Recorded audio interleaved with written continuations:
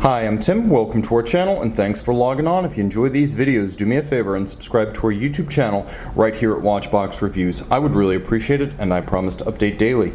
If you love this watch, you could see it and you could purchase it on our website, thewatchbox.com. This is a timepiece that is difficult to describe as it pays deference and reference to a Vacheron Constantin watch of the 30s that predates the company's reference numbers.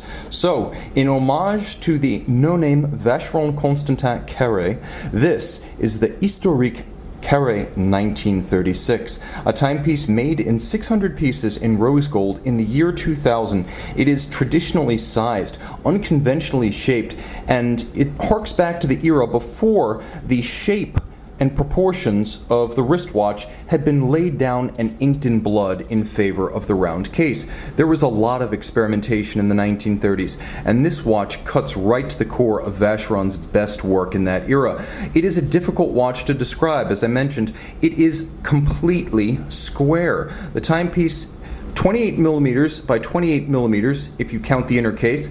I count the lugs because the lugs of this watch represent its true dimensions, both side to side and across the wrist. So side to side, if you were to measure it, this watch stretches 31.7 millimeters from 9 to 3. Now from 12 to 6, if you were to measure it lengthwise across the wrist, the watch measures 35.2 millimeters. It is 7 millimeters thick, so ultra thin, and then the spacing between the lugs is 19 millimeters, and you can see that the lug junction is unconventional in the extreme, with the strap itself being somewhat countersunk into the flank of the case to create a completely integrated look. A bracelet does no better. There is no daylight showing between the case band and that strap. Now, of course, there's also no impediment to the movement of the strap. It isn't in any way constrained. You can pull it straight down around a small wrist. The strap itself is a matte finish, large rectangular scale alligator leather. You'll appreciate that it does have a center spline to give it some definition. Everything on this watch is stylized. Monotone stitch, a sheer edge showing the layers of construction, and then a Vacheron Constantin double deployant red gold clasp to match the case. And unlike later Vacheron deployant clasps, this one uses a conventional pin rather than a fixing screw, so you can make adjustments on the fly quite easily. It's a handsome and unconventional deployant clasp from an era when Vacheron was still commonly equipping its watches with pin buckles. The case itself is redolent of 1930s experimentation. As you can see, there is dramatic faceting on both the bezel and the lugs themselves. Everything here is of high polish and it glitters like a cut gem set in a ring. You can see that there's plenty of rose gold, but none of it so gathered that appears massive, ungainly, or brash. This is a watch from a kinder, gentler era of design, and proportionally and dimensionally it follows that ethos.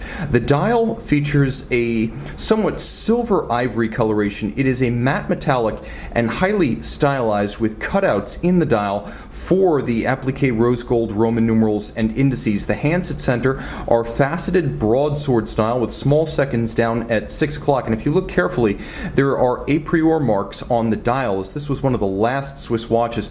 Vacheron, along with Patek, keeping the Swiss precious metals trade industry signature that looks like a sigma, or the Greek letter sigma, on the dial. So that was designed in the 70s to indicate that there was gold on the dial, and it generally indicates that there would be gold hands and indices. And if you saw the sigma M, it would mean or massif, or solid gold dial. Here you have the sigma and a very late appearance of sigma, as it was basically phased out by the 90s throughout the industry. This watch, model year 2000, featuring a stylized vintage-inspired crown, and then on the case back, Vacheron Constantin calls this caliber 1017. I call it the Jaeger-LeCoultre Reverso 822. Now this is a highly finished 822. Some of the bevels here are genuinely beautiful. Cote de Genève across the bridges, and one feature you will not find on the equivalent Jaeger-LeCoultre movement, 5-position chronometer style adjustment. You can see the individual numbering out of 600. All of this water resistant down to 30 meters, so splashes only.